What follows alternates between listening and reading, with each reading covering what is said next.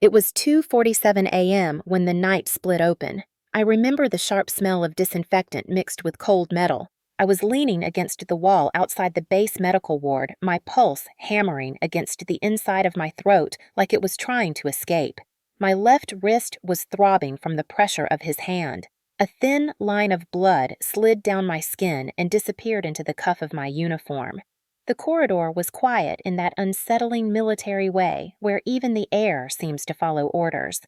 I could hear the hum of the fluorescent lights and the distant sound of boots on concrete. My stepfather was standing 10 feet away. Douglas Kane, senior technical officer, respected, feared. My mother once told me that the uniform made him trustworthy. She was wrong. That uniform gave him power, and tonight he was using every ounce of it. His voice had that cold calm that used to freeze me when I was a child. Sign the papers, Rowan. He held the transfer forms that would strip away the only piece of independence I had left. If I signed, I would be transferred under his direct command. He would own every hour of my life again. I wanted to scream, but screaming on base does nothing. Rank swallows sound. Power eats the truth. I kept my eyes on the floor because I knew if I met his stare, he would see the fear I was trying to bury. My hand was shaking. He could smell weakness. He always could. I could hear the sound of my heartbeat like the ticking of a countdown clock. Somewhere outside, the wind cut through the silence and carried in a low rumble. At first, I thought it was thunder. Norfolk had storms all the time. But this sound was different, steadier, heavier, like the earth itself was preparing for impact. I saw him turn his head slightly irritated. "What is that?" he muttered. He liked control. He hated surprises. The rumble grew louder, steady as a march. My breath hitched in my chest. I looked at the digital clock above the nurse's station. 2:47 a.m. Exactly. The night everything changed. I pressed my palm against the hidden edge of my CAT card where the emergency medical alert was still active. I had triggered it 30 minutes earlier, right after he cornered me. I did not know if anyone would come. I only had the word of a man I had never met in person. Chief Logan Hunt, former SEAL.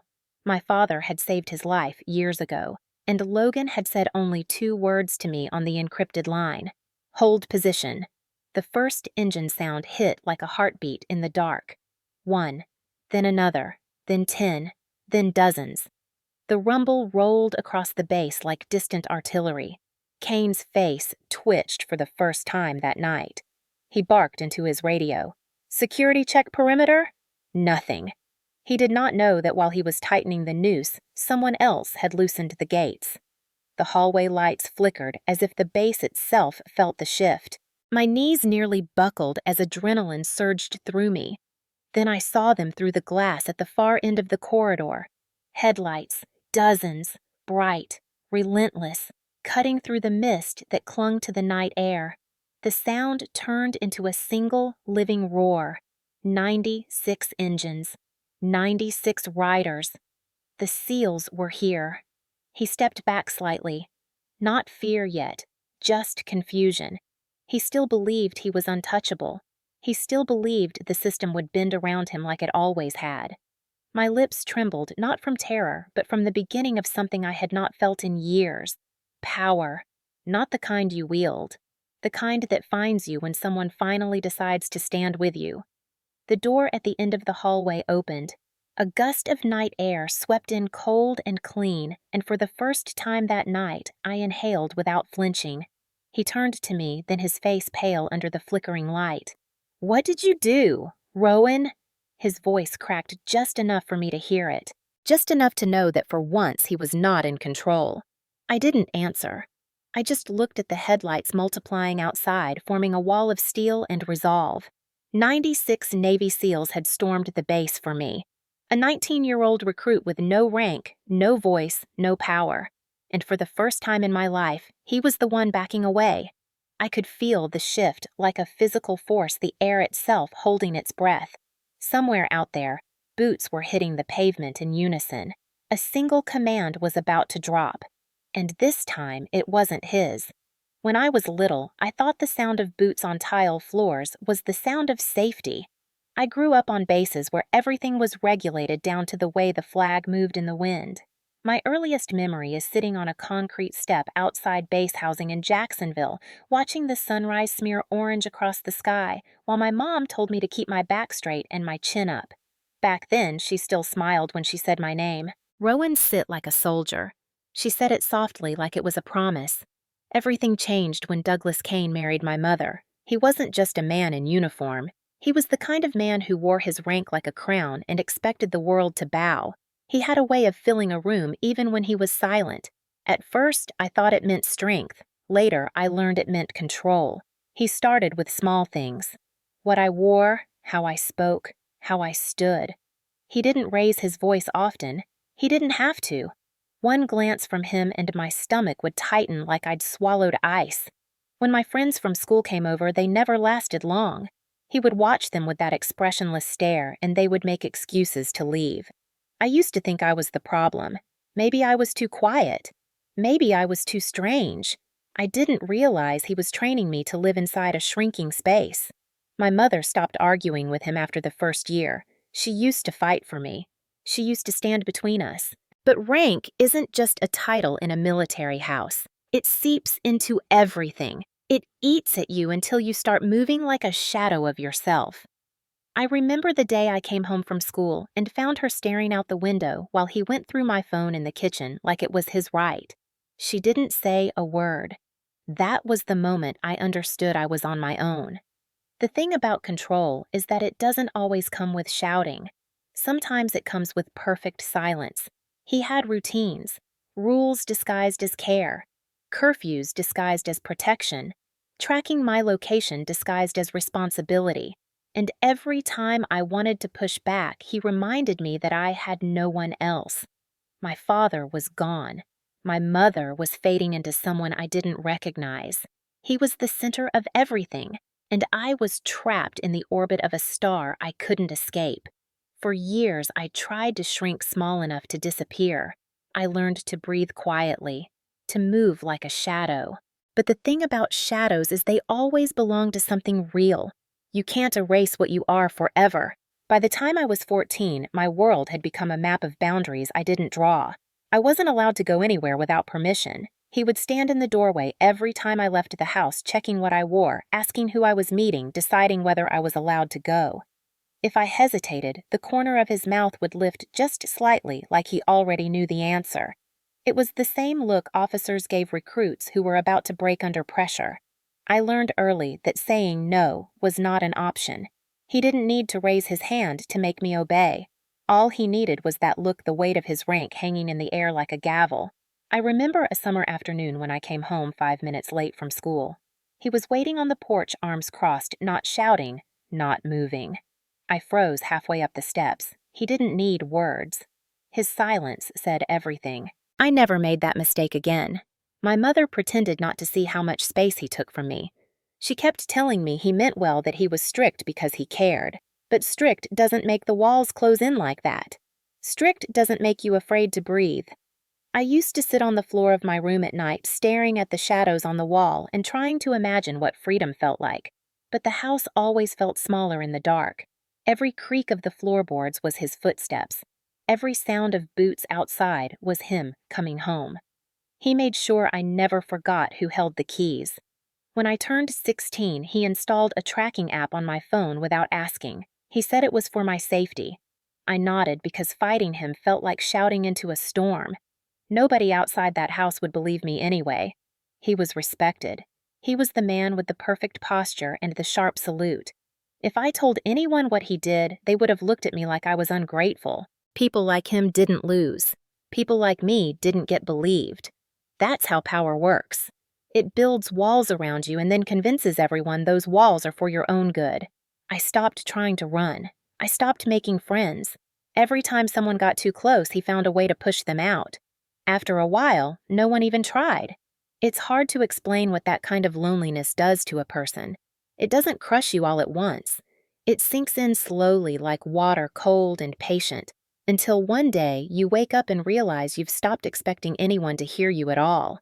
I turned 17 the year my mother stopped saying my name with warmth. She used to call it softly when I came home from school, but somewhere along the way, her voice became thinner, like it belonged to someone who had already surrendered. Douglas Kane filled every corner of our house with his rules, and my mother lived in the quiet spaces between them.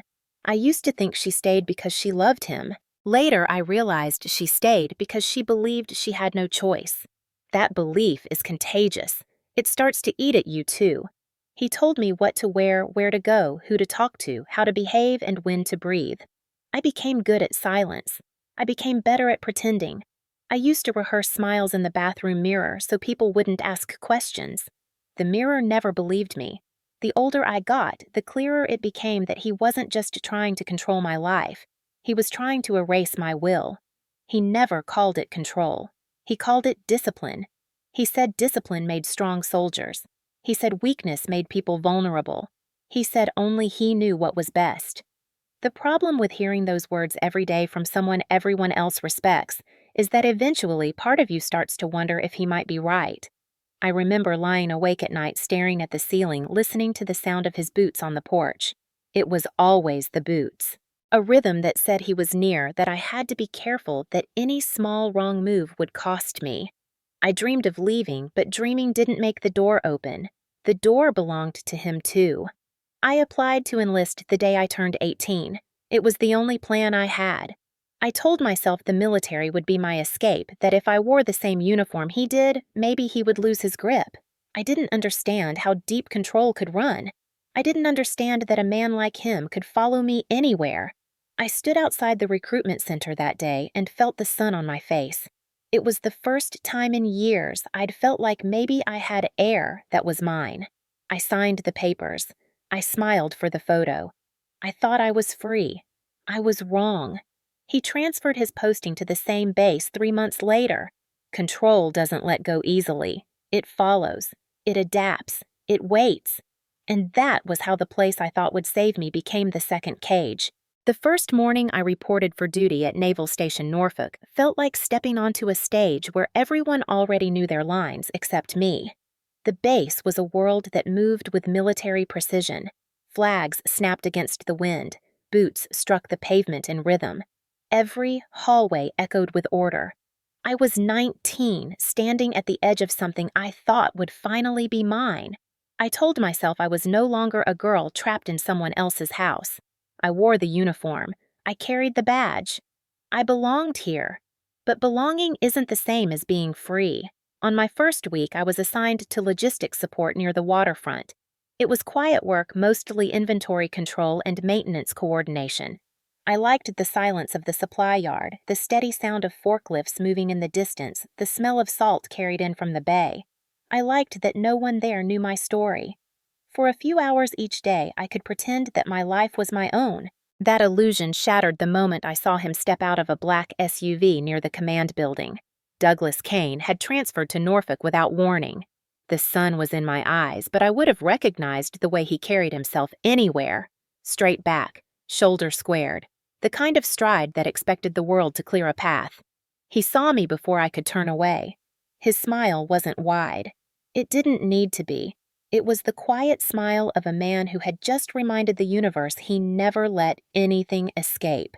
That night, I sat on the edge of my bunk, staring at the wall, listening to the faint sounds of laughter from the other barracks. I wanted to believe the base was too big for him to corner me again. I wanted to believe that uniform meant something different when I wore it, but deep down, I already felt it tightening around me like a rope. His reach wasn't limited by walls or distance. He was already a shadow stretching across every hallway I walked through. The next morning, my section leader told me he'd requested to check on my progress. He wasn't my commanding officer. He didn't need to be. He had friends in places that mattered. People saw his rank. They didn't see the way his presence bent the air. I forced myself to keep my face blank as he stood outside the logistics bay watching me work, hands folded behind his back like he was inspecting inventory. I could feel the walls shifting again. My escape had just ended before it began. Life on base was supposed to be structured fair, built on rules that protected everyone. That was the lie I held on to longer than I should have. Douglas Kane never needed to break rules to control me. He simply used them better than anyone else. He didn't come to my barracks or my quarters directly. He didn't have to. He showed up in small places, corners of my schedule briefings I didn't expect him to attend. He would walk in not saying a word, and suddenly everyone would adjust their posture. Even the senior petty officers treated him with the kind of careful respect that told me exactly how much power he carried. At first, I told myself I was imagining it, but then the changes started stacking up. My training schedule shifted. My name appeared on additional maintenance rotations I hadn't volunteered for. Every time I tried to ask why, someone would shrug and say, "Higher up approved it." I didn't need to ask which higher up. My phone started ringing at night with messages from restricted numbers. They weren't threats. They didn't have to be. They were reminders of where I was and who held the strings. Sometimes it was just the sound of boots on pavement before the line went dead. Sometimes it was nothing but silence. The worst part wasn't the fear, it was the isolation. Everyone respected him. If I spoke up, it would sound like a young recruit complaining about a decorated officer. People like him build entire fortresses out of their reputations. I had no proof. I had no witnesses. So I smiled when I was supposed to. I nodded when people mentioned his name. I laughed at jokes I didn't hear. It was easier than fighting an invisible war I couldn't win alone. I started staying late at the logistics bay just to be somewhere quiet. The mechanical hum of equipment was the only thing that didn't lie. But even there, his shadow followed. He would appear during inspections, walk the perimeter with that deliberate pace, and remind me without words that there was no place I could stand where he wouldn't find me. At night, I would lie awake in my bunk, listening to the sound of planes overhead. I tried to tell myself they were a sign of freedom, that somewhere out there people were moving toward lives bigger than this. But the truth sat heavy in my chest. He had followed me here. He had built a second cage, and this time the bars were painted in navy blue. The weeks that followed taught me more about power than any training manual ever could. On paper, I was just another recruit assigned to logistics, invisible among hundreds of names. In reality, every corner I turned felt like it already belonged to him. When I walked into the chow hall, he was there at a table near the officers, talking in that steady voice that made everyone lean in. When I passed the administration wing, his vehicle was parked in the same spot, like it was waiting for me. Even the air seemed to shift when he was near. It wasn't about him saying anything. It was about the silence he carried like a weapon. I used to count how many days went by without him showing up. The highest number I ever reached was 3. 3 days of pretending my life was mine before the door opened and I saw his boots in the hallway again. I remember standing on the pier one evening, the wind pulling at my uniform as the sky turned the same gray as the water, and thinking how far the ocean stretched beyond Norfolk. For a moment, I imagined walking into it and never coming back. Not because I wanted to disappear, but because it was the only direction he couldn't follow. That thought terrified me more than his shadow. It meant he was winning. It meant the walls he built around me were working. One night after evening muster, I stayed behind in the equipment bay.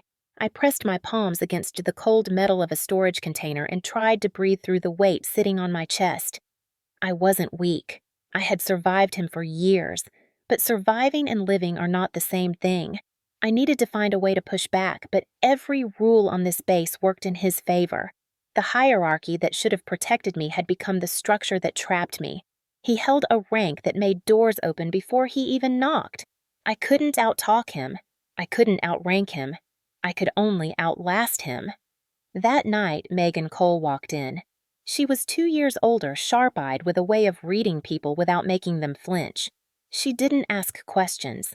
She just looked at me for a long time and said, "I've seen his kind before." It wasn't pity, it was recognition. And in that moment, something shifted inside me. For the first time since he followed me here, I wasn't completely alone. I didn't know it yet, but that quiet moment in the equipment bay would be the beginning of everything that came after. The moment when fear stopped being my only language. Megan didn't ask me to explain. She didn't need to. The next day, she started showing up during my late shifts like it was nothing, leaning against the wall with her hands in her pockets, pretending she was there for inventory checks. She wasn't loud, she wasn't a savior, she was just present, and that presence made the air inside the bay feel less suffocating. I had spent so long trying to be invisible that I had forgotten what it felt like to have someone stand next to me. For weeks, I said nothing. Then one night, the silence cracked. It was late, the bass was quiet, the kind of quiet that sinks into your bones. I was tightening the straps on a crate when I heard boots behind me. I froze, but it wasn't him. Megan's voice cut through the dark, low and steady. "You don't have to pretend with me." I wanted to deny it. I opened my mouth, but no sound came out. The truth had been trapped in my chest for so long it didn't know how to leave. She stepped closer, careful, not pushing, not demanding. "He's doing it here too, isn't he?" I didn't look at her. I just stared at the metal floor and felt the first tear burn at the corner of my eye. That was all she needed. She exhaled slowly, and I could feel the weight in the air shift. She didn't rush to fix it. She just said one thing. "I know someone." The way she said it made something in my chest tighten. Not the way fear does, but the way a locked door feels when it starts to move. "His name is Chief Logan Hunt." She explained who he was, how he once served with my father overseas, how he had left active combat years ago, but still carried enough weight to make people listen. She told me he wasn't the kind of man who ignored promises. My father had saved his life, and he had never forgotten. She said if I ever needed to reach him, she could make that happen. I wanted to believe her, but hope was dangerous. Hope made you weak. Hope made you lose the careful control you built just to survive. I told her I didn't need help. She didn't argue. She just nodded like she had expected that answer all along. But something inside me had already shifted. Even if I didn't say yes, the possibility existed now. It was out there waiting. And once a locked door moves, it doesn't quite close the same way again. It started with the smallest signs. A glance that lingered too long in the corridor. A shadow at the edge of the training yard when it should have been empty. I told myself I was imagining it because the truth was heavier than I could carry alone. But then, the pressure changed shape. Kane began appearing at places I wasn't supposed to be scheduled for, places I didn't even tell anyone I'd be. One night, I stayed late in the storage wing to catch up on maintenance logs. When I stepped outside, his truck was parked by the gate engine, idling, lights off. He didn't say a word. He didn't have to. The message was clear. He wanted me to know there was nowhere left he couldn't reach. Over the next 2 weeks, the weight of his presence thickened like humidity before a storm. He asked about my duty schedule with the casualness of someone who owned the answer already. He made sure to stand close enough during briefings that I could feel his breath on my shoulder, but never close enough for anyone else to notice. It was a kind of cruelty that fed on the fact that nobody believed anything unless it was loud. But Kane didn't need loud. He built quiet prisons. I started losing sleep. The sound of boots at night turned from memory into expectation. Every creak in the barracks ceiling felt like the start of something worse. I moved like someone expecting an impact at any second. Megan watched it happen without pushing me. She understood timing mattered. The day I finally broke was a Thursday. He cornered me in the back hallway near the auxiliary building under the pretense of checking inspection reports. His hand brushed my wrist. Not hard, not visible, just enough to make every nerve in my body remember. I held my ground because if I moved, he'd win. His voice was soft, measured, a knife pretending to be silk. "You're still mine, Rowan. You know that." I walked away without answering, but my pulse didn't stop hammering until hours later. That night, sitting alone in the bay, I knew silence wouldn't save me anymore.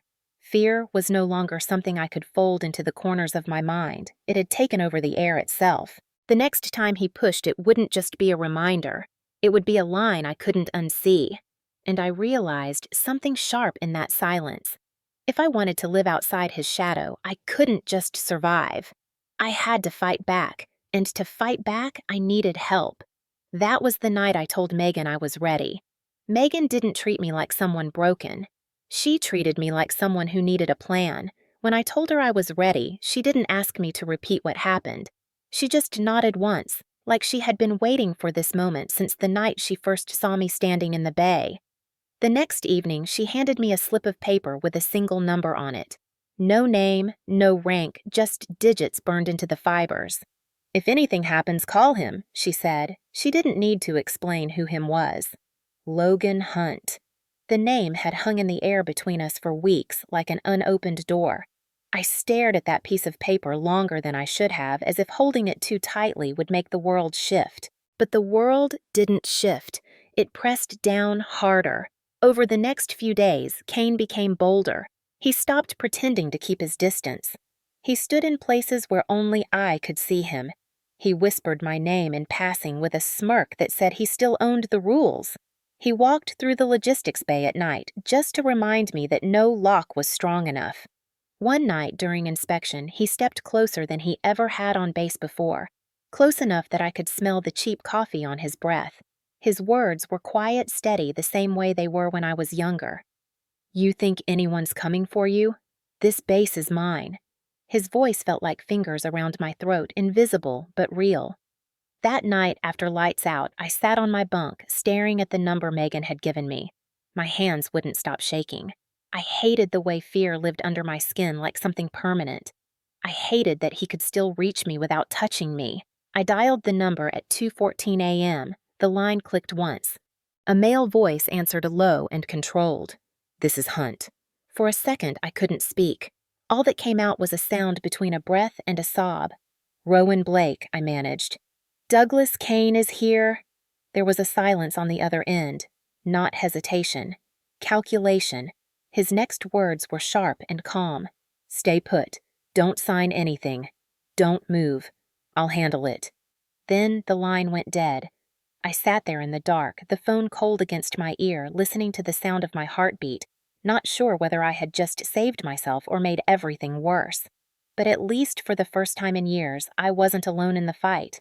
The next day didn't feel like a normal day. The air on base was too still, the kind of stillness that comes before a storm. I moved through my shift like I was walking a tightrope strung over open ground. Kane showed up at noon outside the logistics bay. He didn't speak. He just stood there, arms folded, like he was letting me know that whatever I thought I'd done, it wouldn't matter. The rest of the day passed in a blur. Every sound, every face, every corner felt sharper. I kept hearing Hunt's voice in my head. "Stay put. Don't sign anything. Don't move." It sounded simple, but nothing on this base was simple. That night, I sat at the workbench long after my shift ended. Megan came in quietly, dropped a thermos next to me, and didn't say a word. I didn't ask how much she knew. Some things don't need to be said out loud. At 1:38 a.m., I heard boots in the hallway. Not just one pair. Several. My body tensed until I recognized the rhythm.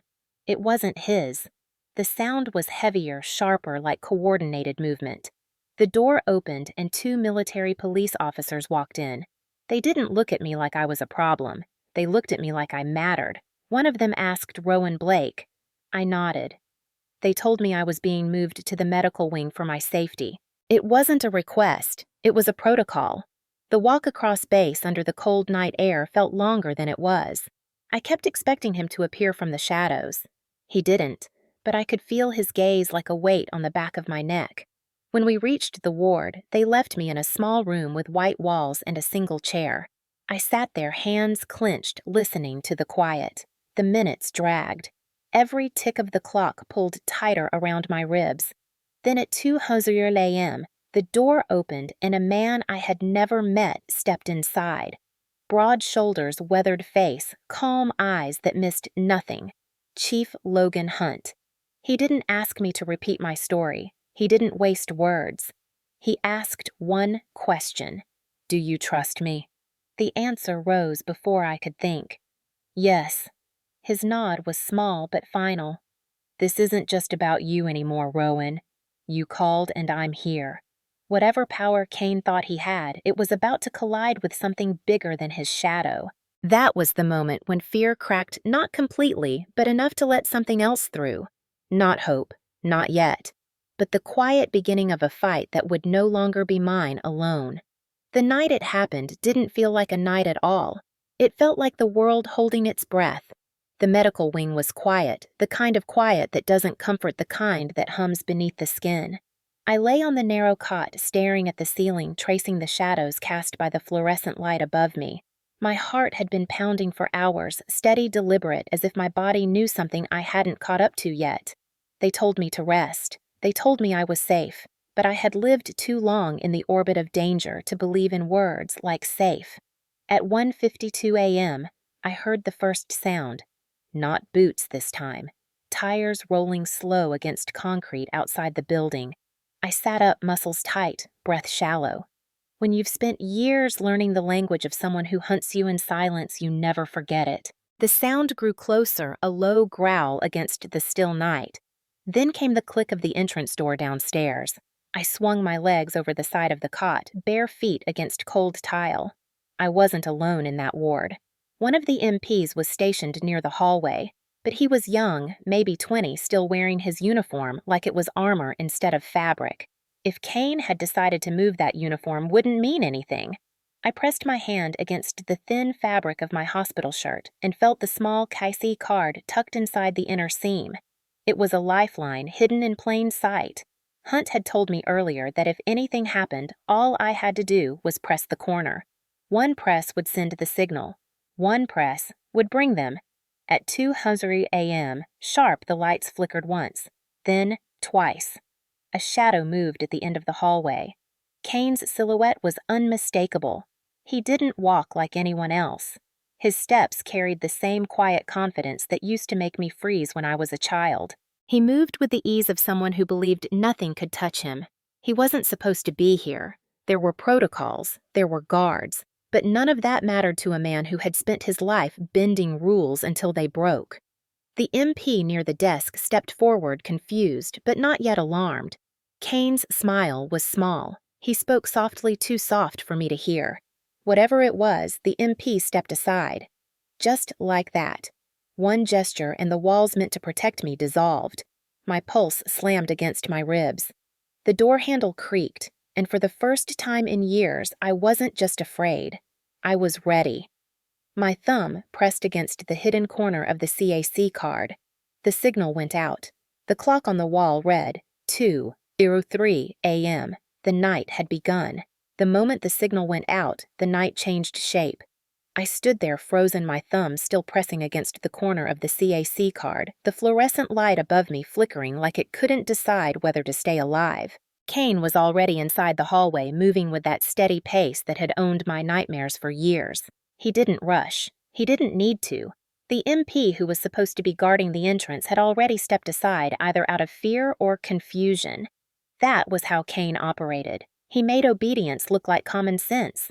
He stopped at the door and pushed it open slowly, the hinges whispering like they knew they were part of something terrible. He didn't look like a man who had broken in. He looked like someone walking into his living room. Rowan. His voice was soft, almost gentle, the same tone he used when I was younger. He liked the sound of power hidden under kindness. It was the kind of voice that made your skin crawl while everyone else thought it sounded harmless. I didn't move. I couldn't. He stepped closer, his shadow stretching across the tile until it touched my bare feet. His hand rested casually on the clipboard hanging by the bed. He didn't need a weapon. He had my fear. He tilted his head. You thought calling someone would save you. I know how this place works. He tapped the clipboard like he was tapping the walls of a cage I had built myself. They won't believe you. They never have. His words sank into the room like cold water. But something was different this time. For years, his voice had been the loudest thing in my head. Now there was something else, just beneath it. A low rumble I had learned to recognize. Engines. Distant but closing in. Kane kept talking, but his voice had stopped mattering. The sound outside grew louder, steady, controlled like a tide that could not be stopped. His eyes narrowed, not in fear, but in irritation. He wasn't used to losing control of the board. The MP at the hallway turned toward the sound. Kane followed his gaze, and for the first time I saw a flicker of uncertainty cross his face. He turned back to me. What did you do? He asked. This time I didn't look away. I didn't need to answer. The rumble outside answered for me. It was 2:30 a.m. and the storm was almost here. The sound grew until it filled the walls, steady as a heartbeat, too coordinated to be random. I watched Kane's expression shift from irritation to something sharper, something that didn't belong to a man in control. He turned back toward the hallway, shoulders squaring like he was ready to play a game he thought he'd already won. But this time, the board didn't belong to him. The MP's radio crackled loud and abrupt, making him jump. He pressed it to his ear, listened, and his face drained. Whatever he'd heard wasn't routine. Outside, the engines drew closer. I knew that sound now. I'd memorized it from the night everything began. 96 engines moving in unison, a sound that didn't beg. It announced. Kane stepped closer to me, his jaw tightening. "You think this is going to scare me?" His voice wasn't soft anymore. The edges were showing. Good. I didn't need him soft. The fluorescent light flickered again, and for a moment his face was caught between light and shadow. That was when I realized something. For the first time in years, he looked uncertain. It wasn't big, just a small crack around his eyes, but I saw it. The heavy door at the entrance of the medical wing opened with a sound that didn't belong to hesitation. I heard the rhythmic stomp of boots, not the sloppy kind of ordinary security, but the calculated steps of men and women who trained for moments exactly like this. The SEALs had arrived. Hunt had kept his word. I didn't have to see him to know he was leading the line. You can always tell the difference between men who follow and men who lead by the way they enter a room. Kane's hand hovered near his belt as if even now he could will the situation back into his control. His voice dropped lower. "Do you really think anyone's going to protect you from me?" I almost laughed. Not because it was funny, but because it was the same line he had repeated my entire life. Only this time the hallway behind him was no longer empty. The first shadow appeared in the doorway. Then another. Then more. They moved like a single pulse, disciplined and deliberate. The sound of their boots filled the corridor, drowning out his words, erasing the echo of his power. The walls that used to close around me started to feel wider. The storm had arrived, and for the first time, he wasn't the one holding the door. The first thing I saw when they stepped through the doorway was Hunt. He didn't rush. He didn't need to. He walked like a man who had already secured the ground he was standing on. His presence filled the corridor without raising a single word. Behind him, 95 SEALs fanned out in coordinated formation, their boots striking the floor in a rhythm that made the air itself vibrate. Their faces were calm, focused, the kind of calm that only comes from people who know exactly why they're here. Kane's confidence flickered like the lights above us. He straightened his shoulders, forced his jaw tight, but I could see the shift in his eyes. For the first time, he wasn't the predator walking into someone else's space. He was the one being cornered. Hunt stopped 3 feet from him. He didn't look at me first. He looked at Kane with a gaze that didn't shout, didn't accuse, but made the walls lean in. Kane tried to recover. "This is a restricted medical zone," he said, his voice carrying that old authority that used to make people obey without question. Hunt didn't blink. "Authorization code Echo Delta 7. He said, his voice level. "JAG confirmed. Base command confirmed. Tactical protective response." Every word landed like a hammer on stone. The MP at the hallway froze. The room froze. Kane's face tightened in a way I hadn't seen before. That code meant this wasn't a threat. This was an order. Hunt shifted his stance, not aggressive, just absolute. "You will step back, Officer Kane. Effective immediately, your access is suspended pending JAG review." Kane's mouth opened, then closed again. The silence that followed felt like the air had been stripped of oxygen. For years, his voice had been the only one that decided what happened to me, and now in one clear sentence it was pushed aside. His hand twitched toward his belt, not for a weapon not yet, but the reflex was there. Hunt didn't flinch. He didn't even raise his voice. "Stand down. Now." The rest of the SEAL team moved as one, forming a wall of bodies between Kane and me. I had never seen that kind of unity before. It wasn't about intimidation. It was about certainty. He wasn't in control anymore. Not here. Not tonight. I felt my heart beat against my ribs like it was trying to break free. For the first time, it wasn't pounding in fear. It was pounding in recognition of a world where his power had limits. Kane's eyes darted from Hunt to the line of seals blocking the hallway, and for a heartbeat, he looked like a man trapped in a cage he had built for someone else.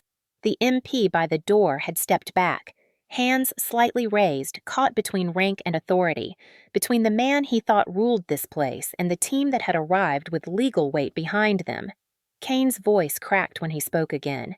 "You don't have the right to do this. This is my base." Hunt's reply came without a hint of emotion. "Not tonight, it isn't. You're done here." He reached into the inner pocket of his uniform and pulled out a folded document stamped and sealed. Suspension order signed by command, effective immediately. Kane's breath hitched just slightly, but I saw it. He stared at the paper like it was something foreign, something he had never thought could exist. Men like him didn't expect to be held accountable. They expected the world to keep bending, but the world had changed tonight. Kane took a step forward. Hunt didn't move. Neither did the seals. The entire hallway felt like it was holding its breath balanced on a single thread.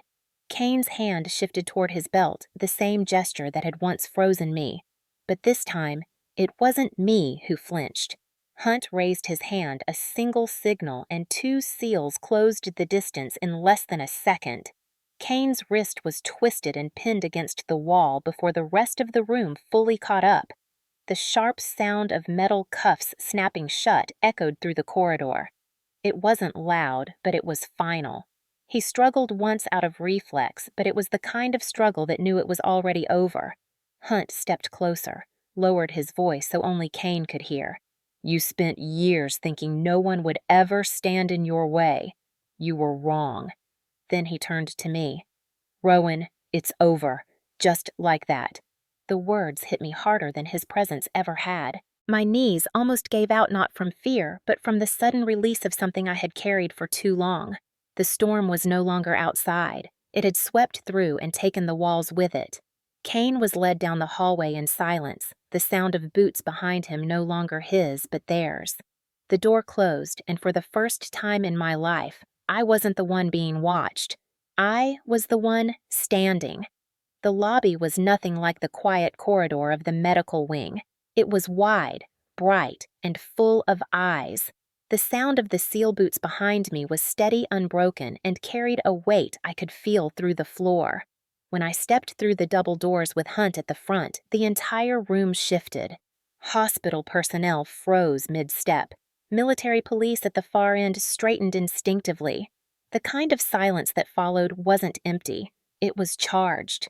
Kane stood at the center like he owned the space. His uniform was crisp. His chin lifted the same posture that used to make everyone shrink back. For years, I had shrunk back too. But tonight, I wasn't alone. 96 seals filled the space behind me like a tide no one could stop.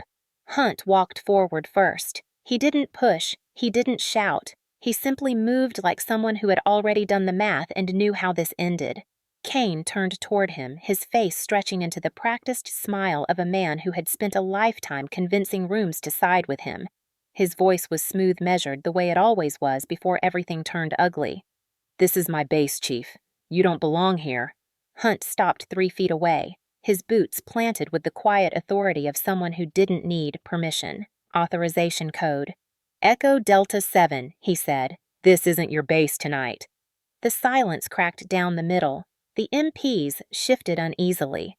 Some nurses stepped back. Even the security guard by the desk looked unsure of where to stand. Kane's smile faltered for a fraction of a second. It was small, almost invisible, but I saw it. He'd spent years living above consequences. Now he was staring at them. Hunt handed a folded document to the nearest officer, his tone as level as it had been in the hallway. "Command authorized tactical protective response. You can step aside or you can make this harder on yourself." Kane's mouth tightened, but he didn't move.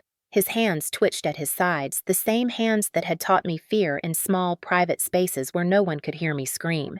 But this wasn't private anymore. Every single person in the lobby was watching. Every eye saw the way his mask cracked. The weight of silence shifted toward Hunt. The old balance of power tilted, and for the first time, Kane wasn't standing on higher ground. He was being dragged down to the same floor as the rest of us. I let myself breathe. Not fully, but enough to know this night wouldn't be erased. Not this time. Kane took a single step forward, and that was all it took for the air in the lobby to tighten. It wasn't about the distance he closed, but the shift in his voice, the way he lowered it just enough to sound like the man who thought he still controlled everything. You think bringing a crowd makes you strong, Chief? This is my house. I built my career here. I run this place. His words hit the walls like a threat wrapped in silk. Hunt didn't raise his voice. He didn't have to. That house doesn't belong to you anymore. The moment he said it, something rippled through the room. The MPs by the hallway straightened unconsciously as if their bodies recognized authority even before their minds did. The nurses and orderlies stopped pretending to work. They looked. Really looked. For years, Kane had lived in the shadows of quiet rooms and signatures no one questioned in the silence of people too scared to speak. But tonight wasn't built for silence. Hunt tilted his head slightly toward the entrance, and the remaining seals filled the doorway like a wall of steel. 96 bodies moving in formation wasn't something you ignored. Kane's jaw clenched. His voice carried a brittle edge now. You're making a mistake. The command will bury this. They've looked the other way before. They'll do it again. His arrogance wasn't new. It was the same shield he used every time he reminded me no one would ever believe me. But tonight, he wasn't whispering it to a scared girl. He was saying it to a man with an authorization code in his hand and a team that had crossed the base legally. Hunt didn't blink. You're right. They've looked away before, but not tonight. He nodded to the officer still holding the folded order. Read it out loud. The officer hesitated for a second, caught between ranks between the man he'd saluted 100 times and the man who'd just walked in with command's seal. Then he unfolded the paper. His voice carried through the lobby clear and sharp. Effective immediately, Officer Douglas Kane is suspended from active duty pending investigation. All base access revoked. Security clearance revoked. Subject to immediate custody under JAG authority. The sound of it was like glass shattering under pressure. Kane's face lost its polished calm. Just a hairline fracture at first, then deeper. His lips tightened into a thin line. His chest rose and fell with a breath too heavy for the moment. He hadn't prepared for this version of the night. He had prepared for whispers, threats, another girl too scared to speak. Not for this. Not for me standing here. Not for a wall of seals behind me. For the first time, his power didn't echo back. It broke. The sound that followed wasn't loud. It was the sharp inhale of a room waking up. For years, everyone here had learned to stay quiet when Kane spoke. It was the unspoken rule. Now they were listening to someone else. I watched the way his shoulders stiffened, the way his hand twitched at his belt as if old habits could still save him. He scanned the faces in the room, searching for the loyalty that had always protected him. It wasn't there anymore. Even the MPs avoided his gaze. Hunt stepped forward, slow and deliberate, closing the gap one breath at a time. He wasn't posturing. He wasn't trying to overpower Kane. He was just standing where truth no longer bent. You can walk out of here with your dignity intact, or we can show everyone who you really are. Kane's jaw worked like a man chewing down rage he couldn't afford to spit out. His voice came out low, almost shaking, but still trying to command. You think command will side with you over me. You're out of your mind. I've bled for this base. I've put in more years than you can count. That's the thing about power built on fear. Hunt said it doesn't last when people stop being afraid. He glanced over his shoulder. Megan Cole had just walked in. She wasn't in uniform. She didn't need to be. She held her phone like a loaded gun. Her face was steady, but her hands trembled with contained fury. She hit play, and Kane's voice filled the lobby. Every threat, every word he had whispered into my skin when he thought the walls would keep him safe, now echoed through open air. His carefully built world cracked like thin glass under weight. He lunged, reflex, not strategy. But 3 seals moved faster than the thought could land. One twist of his arm, one shift of balance. He was on his knees before anyone else in the room could react. His polished shoes scraped against the floor. The sound of leather gloves tightening on his wrists was almost gentle. but the silence that followed wasn't. It was the sound of a room watching power turn to dust.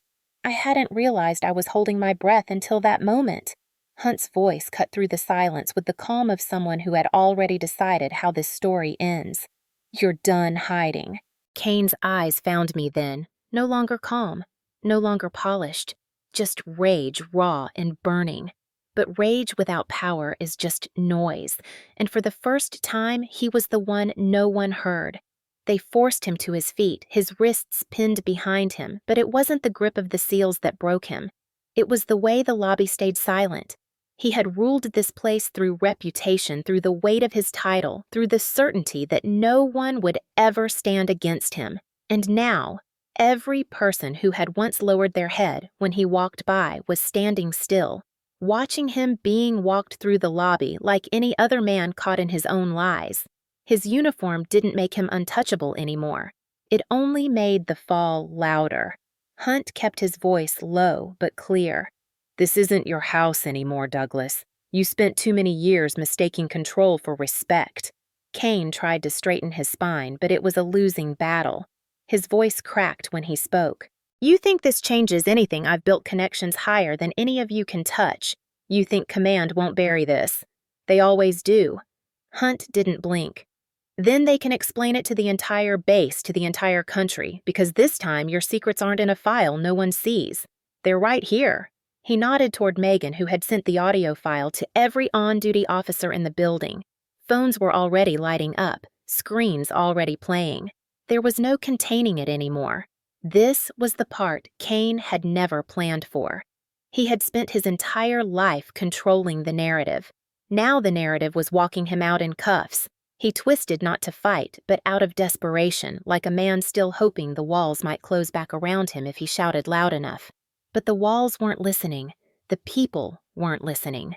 Hunt gave a quiet order. 2 SEALs stepped forward and began escorting him toward the exit. He wasn't dragged. He wasn't beaten. But the steady walk through the lobby was worse. It was clean, final. Everyone saw. Every rank. Every witness. I felt something unfamiliar rise in my chest as the glass doors opened and the night air rushed in. For the first time, the world didn't tilt around his voice. It tilted toward the truth.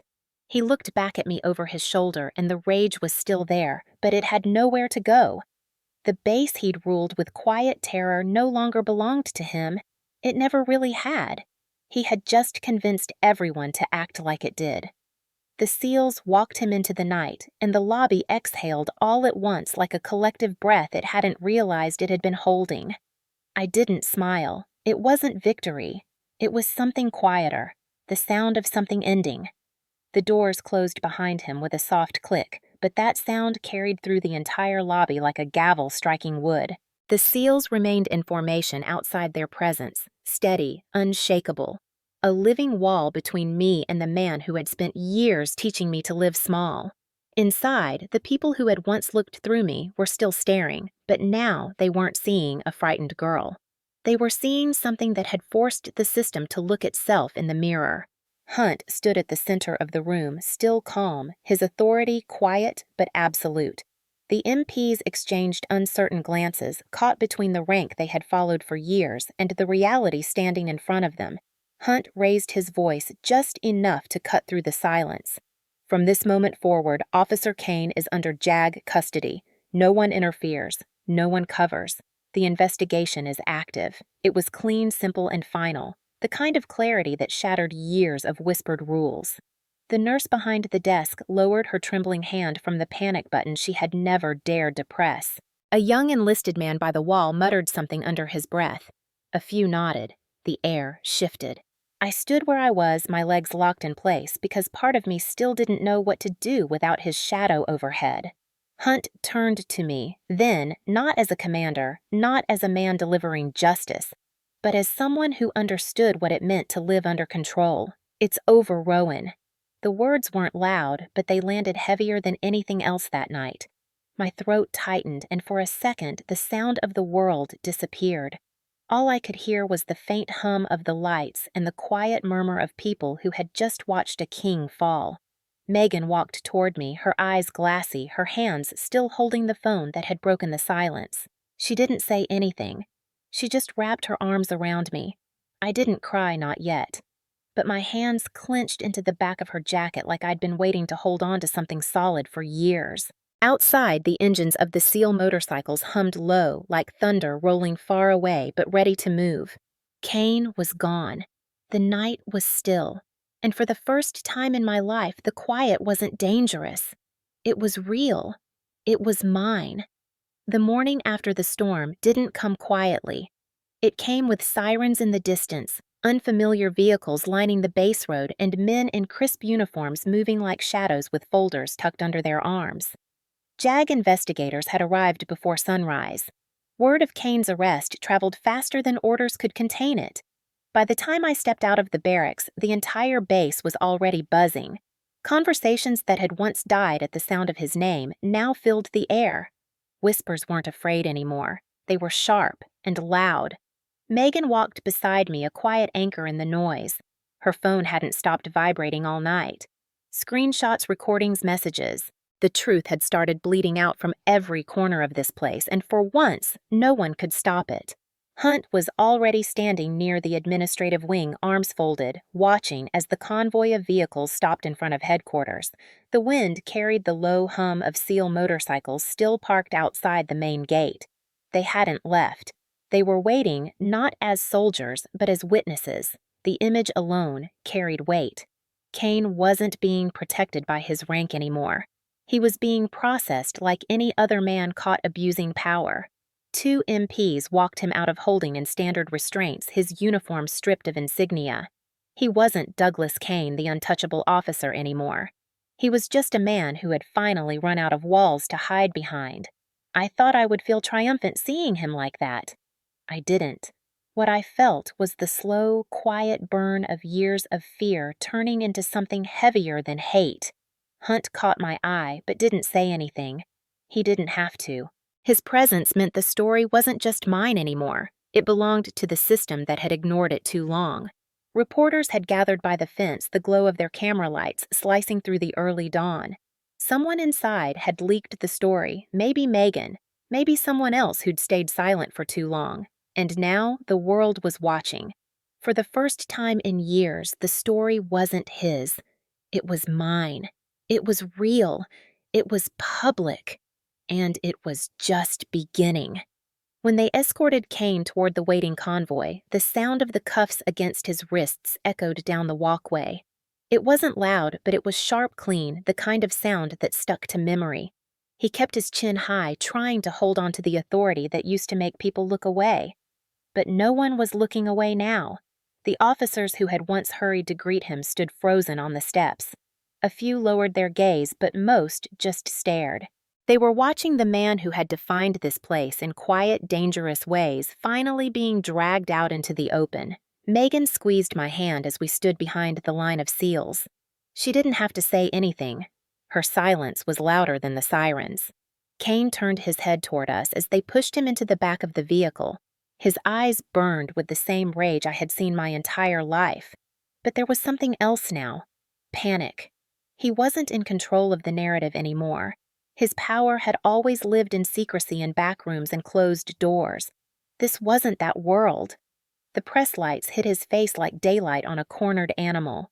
Hunt stood a few feet away, arms crossed, watching everything with the kind of patience that belonged to someone who'd spent years waiting for the right moment.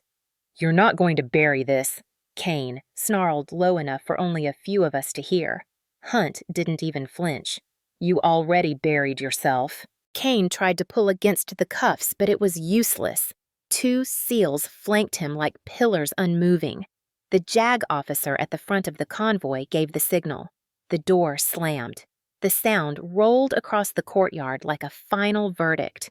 For years, I had dreamed about justice feeling like fireworks, loud and explosive. But standing there watching the convoy pull away, I realized it wasn't loud at all. It was quiet, cold, absolute. It didn't need to roar. It just needed to exist. A nurse walking by stopped and whispered thank you under her breath. A young airman nodded at me just once. These small gestures hit harder than any headline. This wasn't just about me. It was about everyone who had lived under the shadow of his name and had stayed silent because no one had ever stood up first. Now they had seen it happen. Now they knew it could. The engines faded down the road, but the weight of the moment stayed. I could finally breathe without waiting for footsteps behind me. I could finally stand without shrinking. He wasn't untouchable anymore. And neither was the fear he built. The military courtroom wasn't built for spectacle, but that morning it felt like the entire base was breathing against its walls. Every seat was filled. Officers in uniform lined the back. Some came because they had to. Others came because they finally could. For years, his name had hung over this place like something too dangerous to speak. Now it was being spoken into microphones, recorded, transcribed. The judge entered without ceremony. No one needed a show. The facts were enough. Kane sat at the defendant's table in standard issue. No medals. No shine. Just fabric and cuffs. The polished man who used to command silence now looked small under fluorescent lights. Hunt sat 2 rows behind me, steady, silent. Megan squeezed my shoulder before I took the stand. My hands didn't shake like I thought they would. I had spent years memorizing the way he controlled rooms. Now I watched it fall apart. The prosecution started with the recordings. His voice filled the courtroom, every threat, every command, every word he used to make me disappear inside myself. The sound didn't belong to him anymore. It belonged to the record. The defense tried to shape the story back into something he could live inside, painting him as a man under pressure, a father figure misunderstood. But the truth had too much weight now. The seal testimony was surgical. Hunt spoke with precision, explaining the legal path that led to the tactical protective response. No theatrics. No need. Facts cut deeper than anger. When my turn came, the silence in the room grew thick. I told them what it was like to grow up being controlled by someone everyone admired. I told them what it felt like to live in a cage that looked like a home. And I told them how it felt to hear those engines outside the medical wing, knowing for the first time in my life that his power wasn't endless. I didn't cry. I didn't break.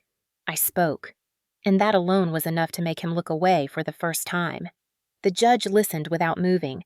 The lawyers shifted. The crowd didn't make a sound. Kane tried to interrupt once, but the gavel came down harder than his voice. For years, mine had been the one that was silenced. Today, his was.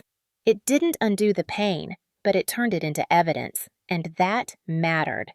When I stepped down from the stand, Megan met me halfway, and for the first time since I was a child, I walked back without his shadow following me. The verdict didn't come with cheers. It came with the clean sound of the gavel striking wood and the weight of a room exhaling. Guilty. The word hung in the air like something alive moving through every row, every corner sinking into the walls that had carried years of silence. The judge's voice was firm, steady, not theatrical. Stripped of rank, sentenced to military prison, permanently barred from service pending additional charges under civilian law. Kane sat motionless for a long moment, as if he couldn't understand that the world had shifted without him. But the world didn't wait anymore. 2 officers stepped forward, their movements precise and practiced. The chains clicked around his wrists again. The uniform he once weaponized had already been taken. His name followed. Hunt stood at the back of the room, arms folded, the same quiet presence he'd carried since that night. He didn't smile. He didn't celebrate. Justice wasn't about noise for him. It was about finality. Megan's hand brushed mine as we stood. The tears didn't come like I thought they would. What came was something quieter, relief that didn't roar. It settled into my bones like a steady pulse. Outside the courtroom, the base looked different, even though nothing physical had changed. The air didn't carry the weight of his silence anymore. People met my eyes when they passed. Some nodded. Some simply didn't look away. That was enough. Jaggy representatives spoke to the press, confirming the conviction. Cameras flashed. Reporters shouted questions I didn't answer. I didn't need to. The truth was already louder than anything I could say. Hunt approached, resting a steady hand on my shoulder. "You stood up," he said simply. The words hit me deeper than I expected. Megan joined us, slipping her arm around me. She didn't say anything either. We didn't need speeches. The moment spoke for itself. For years, the fear of him had been bigger than anything else, bigger than my voice, bigger than justice. Now he was gone. His power ended not with a scream, but with a sentence. And mine began with silence that finally felt like mine. I stood at the edge of the courtyard watching the convoy take him away for the last time. The sun broke through the gray sky warm on my face. I thought about all the nights I'd spent wishing someone would hear me. Now the world had. And the quiet wasn't terrifying anymore. It was freedom. The night after the verdict, I stood alone at the edge of the base, the wind moving through the fence line like it was breathing with me. The convoy that carried Kane away was gone, leaving behind nothing but the soft hum of security lights and the low rumble of the sea in the distance. The base didn't feel the same anymore. It wasn't louder or brighter. It was just still. For years, every corner of this place had carried his shadow shaping where I walked, how I spoke, what I feared. Now the air didn't bend around his name. It just existed. Megan found me first, her footsteps crunching against the gravel, familiar now, in a way that didn't make me flinch. She didn't say anything at first. She just stood beside me, hands shoved into her jacket pockets, letting the silence do what it needed to do. I didn't fill it with words, either. I had spent too many years being silenced, and now silence wasn't something he owned anymore. It belonged to me. Hunt approached a few minutes later, his presence steady as always, carrying that quiet kind of strength that never asked for attention. He looked out over the fence instead of at me. "You don't owe him any more nights," he said. The way he said it wasn't soft. It was firm, solid, the kind of truth that doesn't break under weight. For a long time, I didn't move. I just listened to the night, to the quiet that wasn't dangerous anymore, to the sound of my own breath not hitching at the thought of footsteps behind me. Then I nodded, slow but sure. "He doesn't get another second," I said, and saying it out loud didn't hurt. It felt like opening a locked door I had forgotten I was holding shut. The stars above the base looked the same as they always had, but for the first time in my life, they didn't look unreachable. They just looked like sky. And it was mine. A week after the trial, I walked through the base with my head high for the first time. No one whispered when I passed anymore. No one looked away. Some nodded, others simply stepped aside like they understood something they hadn't before. The weight that used to follow me from the barracks to the mess hall to the training field was gone. It didn't vanish all at once. It unraveled slowly like something that had never truly belonged to me. I could breathe in a way I didn't know existed. Megan was waiting for me outside the logistics building, a cup of coffee in each hand, her grin lopsided and familiar. She didn't treat me like I was fragile. She never had. She treated me like someone who had survived. She handed me a cup without saying anything, and I didn't have to thank her. That's the thing about people who choose to stay. They don't need words to understand. Hunt met us a few minutes later near the motor pool. The SEAL team had returned to their own base after the storm, but he stayed close. Not because I needed saving anymore, but because he knew what it meant to stand with someone after the noise fades. He handed me a small patch, the emblem of the team. It wasn't official. It wasn't about rank. It was about something that lived beneath all the rules. "We protect our own," he said quietly. It wasn't dramatic. It didn't have to be. I stared down at the patch in my hand, at the stitched lines that held more weight than I could put into words. It didn't erase everything that happened, but it anchored me to something real, something solid. I pinned it inside my jacket close to my heart, not to wear for anyone else, just for me. That night, for the first time in years, I slept without waking up to the sound of his voice in the back of my mind. The silence didn't feel sharp anymore. It didn't claw at me. It held me. Like the night itself had decided to give me back everything it had taken. I didn't dream of fear. I dreamed of sky, and for the first time, I didn't wake up gasping for air. I just woke up, free. Weeks passed, but the memory of that night stayed carved into the corners of my mind like a mark I didn't want to erase. It wasn't pain anymore. It was proof. Life on base slowly stitched itself back into something resembling normal. Except normal wasn't the same. Normal no longer belonged to him. It belonged to the people who had found their voices in the space he used to silence. When I walked through the training field, I didn't lower my gaze anymore. When I passed the command offices, my chest didn't tighten. I existed without shrinking, and that alone felt like a victory I hadn't dared to imagine. One afternoon, Hunt called me to his office. The door was open, sunlight pooling across the floor like gold. He didn't speak for a while. He just studied me with that steady gaze of his, the kind that measured not what I said, but how I stood. "You're different," he finally said. "Stronger." I didn't respond right away because the truth was I didn't feel stronger every day. Some mornings the shadows crept back in, whispering that freedom was too fragile to last. But then I remembered the sound of engines slicing through the night, the weight of his voice stripped of power, the quiet after the verdict. And I knew strength wasn't about never breaking. It was about knowing what to do when the breaking stops. Hunt slid a sealed envelope across the desk. Inside was my acceptance letter to an advanced training program. I hadn't expected it. He smiled, the kind that wasn't soft, but certain. "You earned this, Rowan. This isn't about running from what happened. It's about building what comes after." I held the paper like it might burn through my fingers, but it didn't.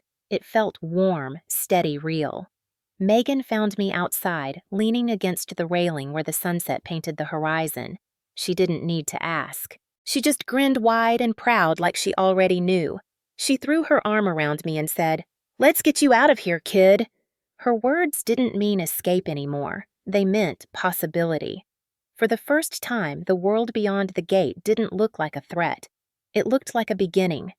The night before I left for the new program, I walked one last time to the edge of the base where the fence met the ocean wind. The air carried the salt and the hum of the docks steady and alive. This was the same fence line where I had once stood terrified and uncertain, waiting for someone to hear me. Now it was the place I came to breathe. Megan joined me, leaning her elbows against the cold steel, her hair pulled back, her grin easy. She didn't say much, but she didn't have to. Everything that needed to be said had already been lived. Hunt arrived a few minutes later, hands in his jacket pockets, posture steady as always. He wasn't a man who liked long goodbyes. He just stood beside us the way he had stood beside me when the night turned. "You're not the girl we found in that hallway," he said finally. "You're more." I looked out over the dark water, the lights of the harbor blinking in the distance, and for the first time I didn't see the shadows. I saw everything beyond them. I thought about the engines, the boots, the way the world shifted the moment someone decided not to look away. And I thought about the years I had spent believing my voice would never matter. That was over now. Tomorrow I would board a bus that would take me to the next chapter to training that would demand everything from me. But it wouldn't be because I was running from him. It would be because I was building something of my own. Megan nudged me lightly with her shoulder. "Don't forget to write," she said with a laugh.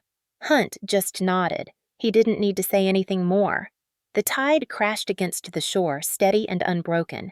I closed my eyes and let the wind hit my face, not flinching, not folding in on myself. This was my night now, my silence, my freedom. When I opened my eyes again, the base was behind me, and the road ahead stretched wide. It wasn't the ending I had dreamed of as a scared kid. It was something better. It was a beginning I'd fought for. I turned to them and said quietly but steady, "I'm ready." And for once, the words didn't tremble. They held.